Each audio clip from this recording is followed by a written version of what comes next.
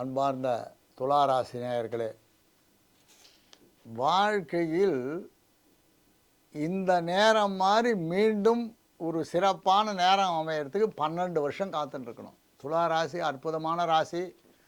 துலா ராசிக்கு அற்புதமான நேரம்.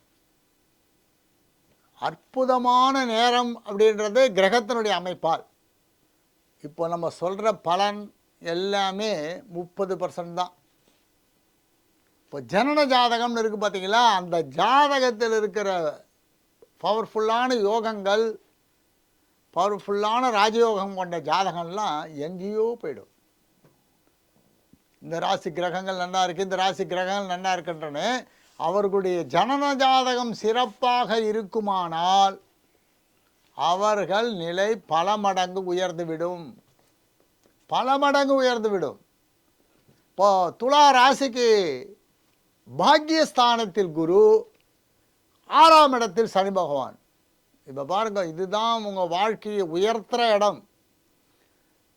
பாக்யஸ்தானம். பாக்யஸ்தானம் என்பதற்கு மிஞ்சின இடமே கிடையாது. பூர்வ புண்ணியஸ்தானம், பாக்யஸ்தானம். இந்த பாக்யஸ்தானத்தில் இருக்கிற குரு பகவான் மே மாதத்துக்கு மேலே ஜீவனஸ்தானத்துக்கு வர உச்சநிலை அடைகிறார். இந்த பாக்யஸ்தானத்துக்கு குரு ராசியை பார்க்குறார். எப்பெல்லாம் ராசியை குரு பார்க்குறாரோ அப்பெல்லாம் அந்த ராசி உயர்ந்த நிலையை அடையும். எப்பெல்லாம் ராசியை குரு பார்க்குறாரோ அப்பெல்லாம். இப்போ பார்த்துட்ருக்கார். இப்போ 11ஆம் இடத்துல கேது பகவான் உட்காந்துருக்கு, 5ஆம் இடத்துல ராகு இருக்கார். பாருங்க, குழந்தைகள் ஜாக்கிரதை. ஆணும் பெண்ணும் அவங்களுடைய வளர்ப்பில் அக்கறை. என்ன பண்ணுறான் வர வருமானத்தை ஒழுங்காக செலவு பண்ணுறான், இல்லை நல்ல குழந்தை படிக்கிறதா, ஹெல்த்து நல்லா இருக்கா, ஆனா பெண். அப்போது நீங்கள் இதில் கண்ணும் கருத்துமாக இருக்கின்ற பொழுது அந்த கிரகத்தால் ஏற்படுற தீமை போய்விடும். இப்போ துலா ராசிக்கு சுபிக்ஷமான நேரம். 2026 அமோக நன்மையை செய்ய போடுது. ஏன்னா தன சப்தமாதிபதி ரொம்ப நன்னா இருக்கா. அப்புறம் தன சப்தமாதிபதி ஜாதகத்திலே பூர்வ புண்ணிய ஸ்தானாதிபதி, பாக்யஸ்தானாதிபதி அப்படிலாம் இருக்கச்சு. இந்த பாக்யஸ்தானத்தில் குருவால் ஏற்படுற நன்மை சிறப்பாகவும் மேன்மையாகவும் அழகாகவும் இருக்கும். இந்த துலா ராசிக்காரர்கள் கலைத்துறையைச் சேர்ந்தவர்களுக்கு இன்னும் கொஞ்சம் மேன்மை அதிகமாக கிடையாது. ராசியாதிபதியே சுக்கிரன் தான் கலைத்துறை. விளையாட்டுத்துறையில் இருப்பவர்களுக்கு நன்மை செய்யும். விளையாட்டுத்துறையில் இருப்பவர்கள் அமோக நன்மையை பெறுவார்கள். கலைத்துறையைச் சேர்ந்தவர்கள் அதிக நன்மையை பெறுவார்கள். சின்ன திரை பெரிய திரையெல்லாம் கிடையாது. எல்லாம் பவுடர் பூசினாலே கலைத்துறை தான். மேக்கப் போட்டாலே அந்த துறையில் மறைமுகமாக இருப்பவர்களுக்கும் நன்மை கிடைக்கும். பின்னணி பாடகர்கள், இசையமைப்பாளர்கள் எத்தனையோ இருக்க. பின் குரல் கொடுக்குறவங்க இருக்காங்க இல்லையா. சில பேருக்கு ஹிந்தியில் பேசுகிறவங்களாக இருப்பாங்க, தமிழ் தெரியாது, கன்னடத்தில் பேசுகிறவங்க இருப்பாங்க. அந்த பாஷையில் அந்த வார்த்தையை தமிழில் உச்சரித்து அவங்களுக்கு வாய்ஸ் கொடுக்குறவங்கலாம் எங்கேயோ போயிடுவாங்க. வாக்குஸ்தானாதிபதி அங்காரகன். இப்போ ஜாதகம்னு பார்க்கச்சே வாக்குஸ்தானத்தை அந்த குரு பகவான் பார்க்க போகிறார். குரு பகவான் பார்த்த இடம்லாம் சுபிக்ஷமாயிடும். குரு பார்த்தால் கோடி நன்மை, கோடி பாவம் போகும். இந்த துளாராசிக்காரர்களுக்கு சக்ஸஸ், வேலையில் அதிக உயர்வை தொடர நேரம்.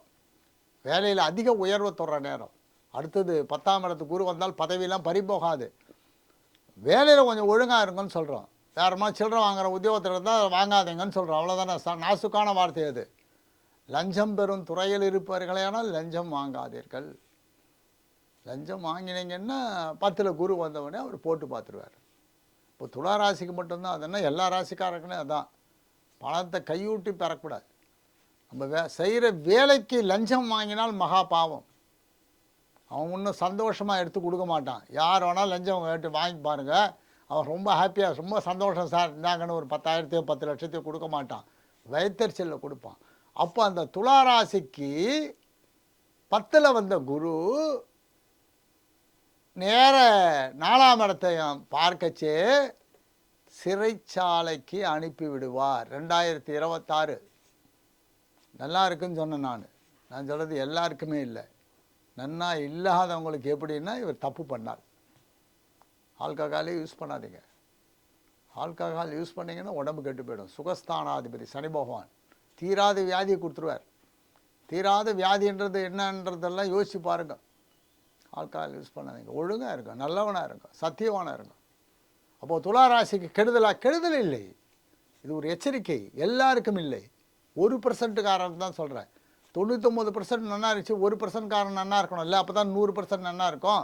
இப்போ பாக்கியஸ்தானத்தில் குரு பகவான், 6ஆம் இடத்துல சனி பகவான், அது மாதிரிலாம் இருக்கிறத நம்ம அனுபவிக்க வேண்டாமா? அப்போ அந்த கிரகங்கள் அதே இடத்தில் இல்லாமல் மாறுகின்ற பொழுது, குரு பகவான் இறங்குகின்ற போது 10ஆம் இடத்துக்கு வர தொழில், 10ஆம் இடம் ஜீவனஸ்தானம்னு பேர். அந்த ஜீவனஸ்தானத்தில் குரு வருகின்ற போது உச்சநிலை அடைகிறார். உயர்ந்த பதவியில் இருப்பவர். எத்தனை உயர்ந்த பதவி இருக்கிறது, எவ்வளோ துறையில் உயர்ந்த பதவி இருக்கிறது. அவர்கள் நேர்மையாளராக இருக்கின்ற போது மேலும் மேலும் உயர்வார்கள், கெட்ட புத்தியோடு தாழ்ந்து போவார்கள். இதுதான் குரு. உண்மையான அனுபவிச்சா தெரியும், வாங்கி பார்த்தா தெரியும். ஒருத்தருடைய வயிற்றுச்சலில் வாங்கச்சே இன்னும் கஷ்டமாகுது. அப்போது தான் நமக்கு பாவங்கள் வந்து சேர்றது, நம் குடும்பம் கெட்டு போகிறது. இப்போ துலா ராசிக்கு மட்டுமா இது? எல்லா ராசிக்குமே, 12 ராசிக்கும், இந்த ஜாதகக்காரர்கள் எல்லாருமே இந்த துலா ராசிக்காரர்களுக்கு இந்த குரு பகவான் 10ஆம் இடத்துக்கு வரப்போகிறார். எல்லாருமே கைவிட்டு படுற வேலையில் இருக்க மாட்டாங்களே, அதை மாதிரி இருந்தால் மட்டும்தான் சொல்கிறேன். இப்போ பில்டர்ஸ்க்கெலாம் ரொம்ப நல்ல வீடு கட்டி கொடுப்பவர்கள் மட்டும் இல்லை, புரோக்கராக இருப்பாங்க சில பேர். நில புரோக்கர் இருக்கான், வீட்டு புரோக்கர் இருக்கான். அதுமாதிரி புரோக்கர்களுக்கெல்லாம் ரொம்ப உயர்ந்த நிலை அடையும் துலா ராசிக்கு. துலா ராசி சுக்கிரன் 2ல் செவ்வாய், 7ஆம் அதிபதி செவ்வாய். அவங்களுக்கு நிலம் கை மாற்றி விடுறது, வீடு மாற்றி விடுறது, வீடு வாடகைக்கு வாங்கி கொடுக்கறது, அவர்களும் உயர்ந்த நிலை அடைவார்கள். 10ஆம் இடம் ஜலம்னு பேர்.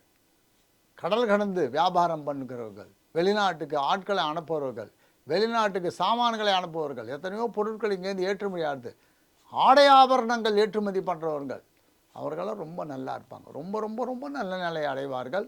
அதிக பொருள் சம்பாதித்து நிம்மதியாக இருப்பார்கள். அப்போ அவர்களுக்கு வாழ்க்கை பணம் மட்டும் அதிகமாக வந்தால் போதுமா? சந்தோஷம் வேண்டாமா? குடும்ப ஒற்றுமை வேணாமா? குழந்தைங்க நல்லா இருக்க வேணாமா? அதற்கு தான் ஒவ்வொரு வெள்ளிக்கிழமையும் சிவன் கோயிலில் இருக்கிற அம்பாளை போய் தரிசனம் பண்ணுங்கோ. சங்கடகர சதுர்த்தி பிள்ளையாருக்கு அர்ச்சனை பண்ணுங்கோ.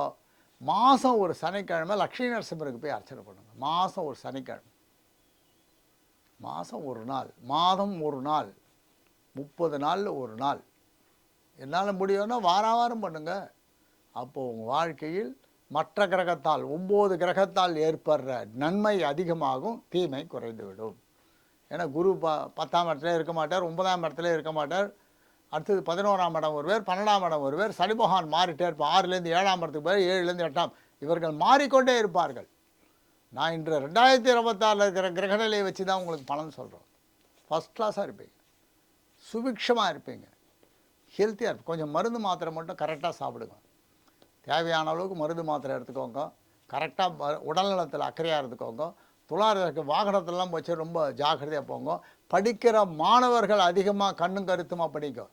துளாராசி மாணவர்களுக்கு ரொம்ப முக்கியமானது என்னென்னா படிப்பில் அக்கறை. அதை தவிர வேறு வேலை பார்க்காதீங்க. எப்போ பாரு டிவி பார்க்குறது, செல்ஃபோன் நோண்டுறது, விளையாடுறது, இதெல்லாம் வேண்டாம். இதெல்லாம் நிறுத்திட்டு படிங்க. படிக்க படிக்க படிக்க படிக்க உங்களுடைய நிலைமை உயரும். படிப்பு தான் முக்கியம். மாணவர்களுக்கு படிப்பு தானே முக்கியம். அப்போ நினச்சி உங்களுடைய வாழ்க்கை தரம் உயரும், சுபிக்ஷமாக இருப்பீங்க, குடும்பம் ஒற்றுமையாக இருக்கும். சந்தோஷமாக இருப்பதற்கு தான் நம்ம பரிகாரங்கள் சொல்கிறோம். கசப்பு போகிறதுக்கு தான் பரிகாரம் சொல்கிறோம். எல்லாம் வல்ல இறைவனர்களால் சந்தோஷமாக இருப்பீங்க, கவலைப்பட வேண்டாம்.